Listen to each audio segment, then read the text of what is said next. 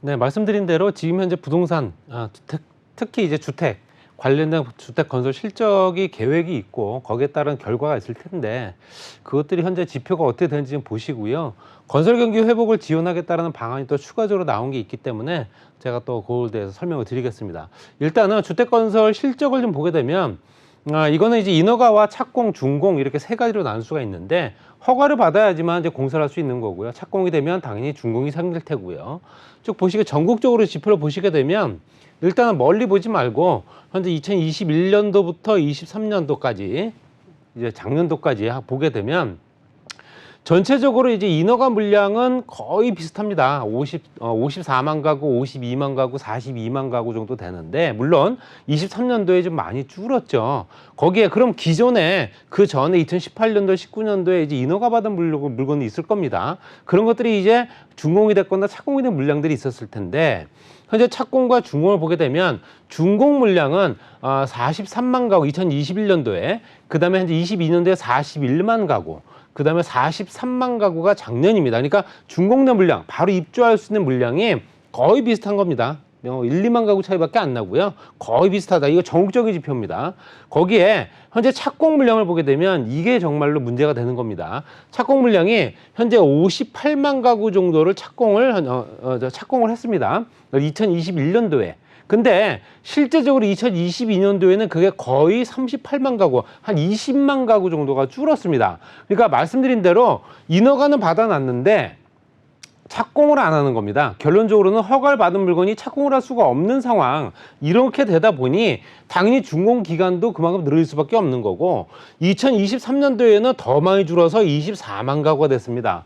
이렇다는 얘기는 이거를 현재 장기적으로 5, 6년을 내다보고 이제 부동산 시장을 현재 지켜봐야 될 텐데 그렇게 보게 되면 결론적으로는 집이 부족한 상황이 되는 겁니다. 필요한 사람은 계속 늘어날 테지만 그렇기 때문에 당연히 그 수요들이 계속 반복이 되면서 어느 정도 존재하는데 물량 자체는 줄어드니 당연히 집값이 오를 수밖에 없는 상황이 아니냐라고 얘기를 할 수밖에 없는 겁니다. 이건 물량을 가지고 얘기하는 거고요. 이거 경제적인 지표 이런 건 또 별도로 보더라도 당연히 물량 공급만 보더라도 실제로 이런 지표를 보게 되면 집값은 향후에 오를 수밖에 없겠구나라는 생각이 드는 거고요. 수도권 지역도 크게 다르지 않습니다. 말씀드린 대로 현재 착공 물량이 현재 21년도에 30만 가구였는데 22년도에는 18만 6천 가구, 그 다음에 작년에는 더 줄어서 12만 가구, 수도권 지역에도 그만큼 물량이 확 줄은 거고요.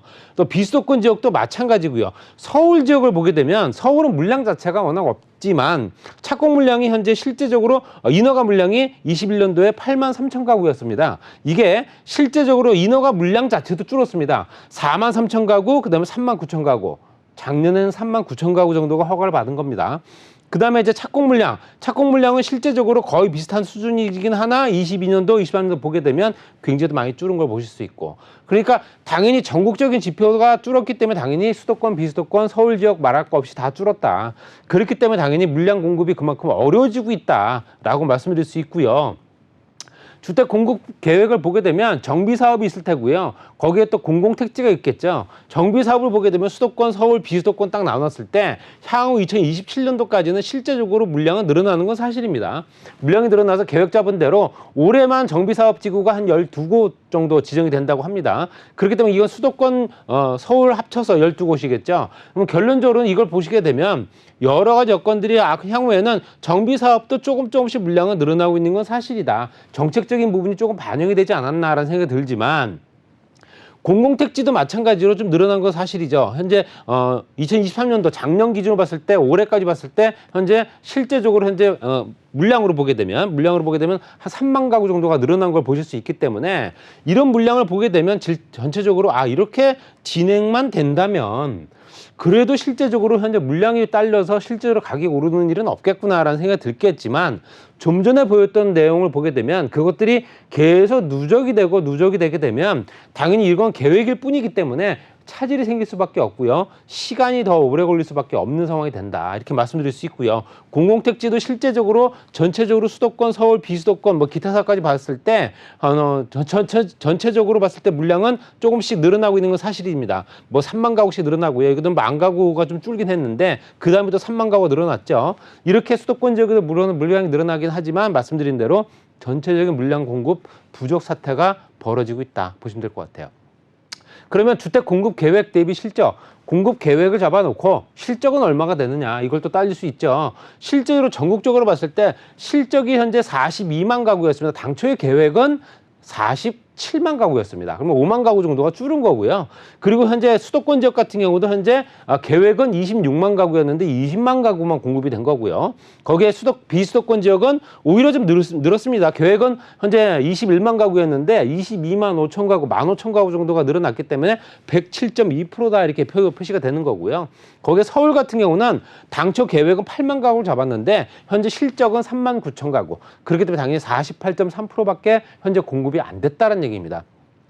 이렇게 공급이 부족하게 되면 단 뭐 금리도 작용을 해서 현재 부동산 시장이 조금 더 굉장히 분위기가 안 좋은 건 사실이긴 하지만 공급 자체가 이렇게 딸리게 되면 당연히 물량 공급에 따른 수요와 공급의 원칙에 따라서 가격은 오를 수밖에 없는 상황이 된다. 그러면 현재 실제적으로 주택 공급 지연이 된 이유가 뭐냐? 금리 인상과 건설 공사비 증가입니다.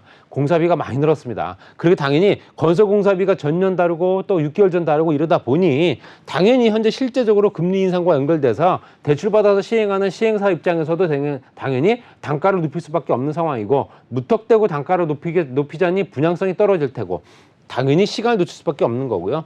또 수요가 감소가 된 부분도 있죠. 주택시장 경기가 위축되다 보니까 현재 지금 기준에서 내가 집을 사야겠다 생각을 마음을 먹었던 사람들도 한 2, 3년 후에 한번 생각을 해보자. 이렇게 조금 더 시간을 더 벌려고 하는 수요가 늘어나기 때문에 당연히 현재 지연이 될 수밖에 없는 거고요. 이런 것들은 실제적으로 부동산 개발 금융 관련 지연 사태가 원인이 되고 있습니다. 물론 발표를 3월 달에 하긴 했으나 그것들이 부동산 개발에 관련된 금융 관련 어떤 비용 자체를 좀 줄여줌으로써 그런데 시행할 수 있는 시행사 입장에서도 당연히 신탁사라든가 여러 가지 여건 개선이 됐기 때문에 당연히 바로 진행할 수 있는 사건 어떤 그런 부지들이 늘어날 수 있겠지만 그렇지 못했다.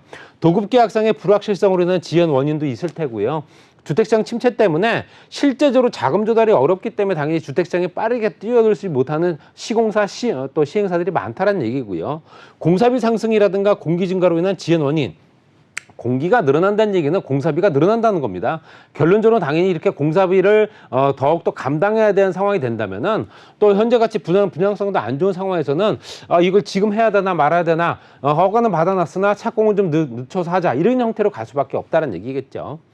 거기에 실제적으로 주택공급 정책을 또 개선을 해야 될 필요가 있습니다. 당연히 사업기간 단축을 통해서 실제적인 어떤 분쟁이라든가 여러 가지 또 예방할 수 있는 여건들을 만들어야 되고요. 사업기간 뭐 어떤 기본적으로 정비사업 같은 경우도 조합 전문성 보완을 또 어떤 참여 주체를 간에 여러 가지 이견들이 있다 하더라도 그걸 빠르게 조정을 해서 당연히 사업기간 단축을 유도해야 되고 주택공급의 기반 개선을 또 할 필요가 있겠죠. 중소라든가 중견기업들이 성장 동력을 좀 지원을 하고 적극적으로 저금리로 대출을 해주고 지원을 해서 개발할 수 있게끔 만들어줘야 된다는 얘기입니다. 주택 공급의 변동성을 어느 정도 완화시켜줘야 된다라고 보여지고요. 그래서 단기, 중장기 뭐 이렇게 봤을 때도 공공분야 공사비 갈등 조정, 이라든가 신탁 방식의 주민 의견, 그다음에 중장기는 건축 설계 지원 등을 통해서 도급 계약의 불확실성을 조금 더 해소한다. 지역업체 인센티브 제도 개선이라든가 확대를 해서 그 지역에서도 개발을 하게 되면 인센티브가 어느 정도 제공이 되는 맛이 있어야 개발을 서두를 거 아니냐 이렇게 또 얘기가 될 수 있는 거고요. 양질의 주택 공공주택이나 이런 임대주택을 공급하기 위해서는 당연히 건설 인력이라든가 아니면 전문성을 강화하는 인원들이 필요한 겁니다. 이런 것들이 같이 연결이 돼줘야 된다 이렇게 말씀드릴 수 있고요. 그래서 건설경기 회복 지원 방안으로 재개발에 관련된 내용이 들어가 있습니다. 거기에는 실제로 표준 건축비 약 1.4배 수준으로 기본형 건축비의 현재 80% 책정을 하겠다. 보통 이제 표준 건축비가 있고 기본형 건축비가 있는데 우리가 알고 있는 공공임대주택은 모든 건설사들이 당연히 보통 실제적으로 20% 정도를 만들어줘야 됩니다. 이것들은 20% 정도 되는 물량은 현재 공공이 인수해서 관리를 하고 운영을 합니다. 근데 이럴 때 인수하는 가격이 굉장히 낮은 가격이 될 수밖에 없기 때문에 이건 조합원의 분양가 상승, 이거를 또 현재 부추긴다라고 보여지는 거고요. 그래서 실제적으로 기본형 건축비 약 80%까지 높였다. 약 1.4배. 결론적으로는 종전에는 한 113만 원 정도 평당가를 따졌다면 지금 한 206만 원 정도 책정을 하게 되면 공공임대주택을 공급하는 공급사 입장에서도 거기서 손실나는 부분을 현재 조합원이나 분양가를 상승을 유도를 안 해도 된다는 얘기입니다. 당연히 그렇기 때문에 이런 개선 때문에라도 여러 가지 여건들이 좀 더 좋아질 수 있지 않겠나 이렇게 말씀드릴 수 있는 거고요. 그 예를 들어보게 되면 만약에 조합원이 600명 정도 있는 1000세대 정도 아파트 세대수가 있다면 여기에 의무 임대주택 공급수가 150세대, 약 15% 정도 잡고요. 그렇게 되면 임대주택 150세대에 대한 인수 제한가가 40% 정도 인상이 됐기 때문에 당연히 1인당 조합원의 분담금이 700만 원 정도 줄어들 수 있는 효과가 있다. 이렇게 되면 조합원의 분담금이 줄게 되면 당연히 조합원 입장에서도 얼른 서두를 필요가 있는 거고요. 빠르게 또 내 집을 갖고 싶은 마음, 새 아파트를 갖고 싶은 마음도 있을 테기 때문에 이렇게 단가를 낮춰줌으로써 표준 건축비와 기본형 건축비의 괴리를 좀 줄여주고 그렇기 때문에 당연히 이런 것들이 연결이 되면서 건축, 특히 이제 재개발 관련된 사업들이 조금 더 탄력받을 수 있게끔 하겠다 이런 내용이기 때문에 재개발 사업지구나 재개발 사업지구가 현재 진행될 예정인 지역에 어떤 부동산을 취득하시거나 갖고 계신 분들 같은 경우는 이런 부분을 좀 참고하셔가지고 앞으로 정부에서 이런 정책들을 지원한다라는 내용을 가지고 한번 적극적으로 활용해 보시기 바랍니다.